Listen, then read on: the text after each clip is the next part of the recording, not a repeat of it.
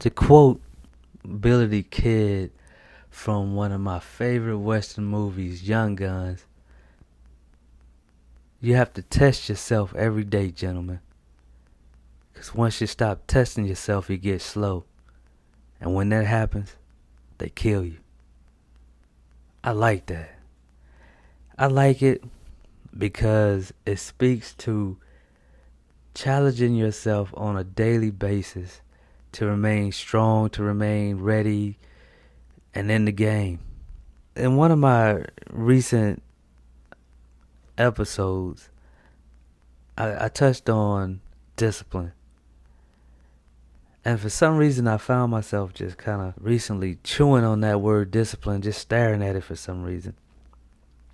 And then the more I looked at it, I noticed that it reminded me of another word, disciple. So that sent me on a wild goose chase to see if they were how they were related. So I found out they both are derived from the Latin root word discipulus, and I'm probably jacking that up, which means student, and it also means self-control. So then that sent me on another train of thought, and it just reminded me of different scripture, like Matthew 16:24 says, "Then Jesus said to his disciples, whoever wants to be my disciple must deny themselves and take up their cross and follow me." So that kind of speaks to the student part, and it's somewhat being a disciplined disciple, and that's what it takes. But then I was wondering, like, how do you carry that out? It seems, are we able to really do that? But then I realized from another scripture that we're actually blessed and God ordained to be able to be disciplined. In Timothy 1:7, it says, For God did not give us the spirit of fear, but the spirit of power, love, and self-discipline. So it's pretty much saying that he gave us the ability to be self-disciplined. So if he gave us that, then we have that, and we can apply that to our lives. And discipline is such a mighty thing, self-discipline. One more verse for y'all. Proverbs 16:32. He who is slow to anger is better than the mighty, and he who rules his spirit than he who takes a city. So it's pretty much saying that somebody who can rule over themselves and have discipline is better than a warrior who can take over cities. Is better than the most skilled, knowledgeable, and talented general commander. So that's amazing to me. And when I think about discipline, I'm thinking about sometimes people will bring up motivation, and that kind of sends me up the wall because I have a passionate disdain for motivational speakers. Now, at one point, I wanted to be a motivational speaker. I did. I wanted to be a motivational speaker because I wanted to encourage people. But there was a point in my life where I found that I needed just motivation, encouragement, or whatever, so I thought. And I would just listen to all these different motivational speakers, all these different famous, big money, big time motivational speakers. I'm not calling any names. That's not my purpose here. But I realized where I was in my life and what I was listening to and the things they were saying, it was good. They were hyping me up, making me feel stuff. But then I realized it was all surface level. It was all emotion. And emotions are not really real. There's just something there to kind of help you understand what you're feeling in a situation. They're there really also, depending on who has access to them, to manipulate you. And that's what I believe motivational speakers do. They manipulate you, give you some feel good, and collect your money and send you on your way. And you buy their books and you listen to their recordings, you subscribe to them, things like that, but your life never changes. So it was suggested to me once, hey, you could probably be a good motivational speaker. And my response was, piffed. I don't think so. I don't want to do that. I don't want to come macking on somebody, trying to help them feel good, just so I could work them over some kind of way and look at them and see that they're still in the same place or even worse. That's not my deal. I want to see people actually make a change for the better wherever they're trying to do. That is the point of my podcast. It's how I got into making YouTube videos.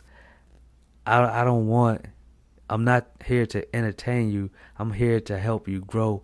I believe that is my purpose in life. To pour into people, to help people be better than they were yesterday, to help people see that they can be better than they were yesterday. Whatever I can do to help them take those actual steps and not just be excited for a moment and still be the same person. The thing that's going to help you achieve whatever goal you want is going to be discipline. And you can gain discipline by constantly challenging yourself. What you think you can and can't do. If you sit there and you say, I want to do this, but I don't believe I can. Well, with the right amount of discipline, yes, you can. I want to stop doing this. With the right amount of discipline, you can. But motivation, it's an illusion in my opinion. There are certain things you may do that motivation can help. Your stomach is growling. You're motivated to eat. Your bills need to be paid. You're motivated to work, to get money. So money is that motivator. But if you want to achieve a goal in life, I think the first thing you have to do is figure out, why do you want? Because why is going to, if you don't have a good why, you won't be motivated. There's no motivation to help you do that. But once you understand that you really want to do that, you have to know next, you need discipline to do that. You have to discipline yourself to deny today the joys and the happiness and the little trinket and shiny things today for what you really want tomorrow. You can only spend that dollar once. So you squander it. Or you be disciplined because of what you want, what you really want. And it takes discipline. One thing I found out when I joined the church, I found out they do corporate fasting every January. And I was new to fasting. But once I started to do the fast, I understood how much discipline it took to stay with it. It was tough. It was challenging. But when I came out, I understood something about myself.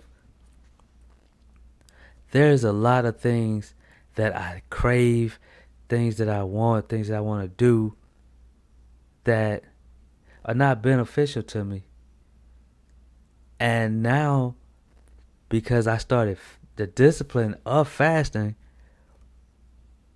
I've tapped into this new power, this new authority that I have over myself. So I can say, you know what, I'm not going to eat that because it's not good for me. I'm not going to watch that. I'm not going to go there. I'm not going to talk to that person. I'm not going to do this, but I am going to do this because this is what I need. I am going to read my Bible. I am going to pray. I'm going to pray with my family, pray over my family. I'm going to eat this way. I'm going to do this exercise routine or whatever it takes. And it all starts with understanding that it's going to take discipline. And I always say this, discipline breeds discipline. Discipline is contagious. So if you start wherever you start and apply discipline to that area, whether it's going to bed at a certain time or making sure when your alarm goes off in the morning, you don't snooze it, you get up and you get moving. Wherever you can find. You start there, and I really believe it'll start to just go through your entire life. Every area of your life, you'll start to build discipline. Some may grow quicker than others, but it doesn't matter the pace. You're applying the discipline. Discipline is the thing. So if you want to do anything in your life, it's going to start with discipline. And the first area you need to tap into, having control over and discipline over, is yourself.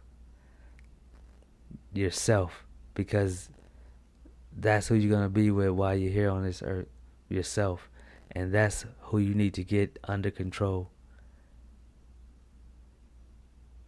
It's discipline. That's the God and Gainz show today. Thank you for joining me. Leave a comment, subscribe, all that other good stuff. I thank you for tuning in.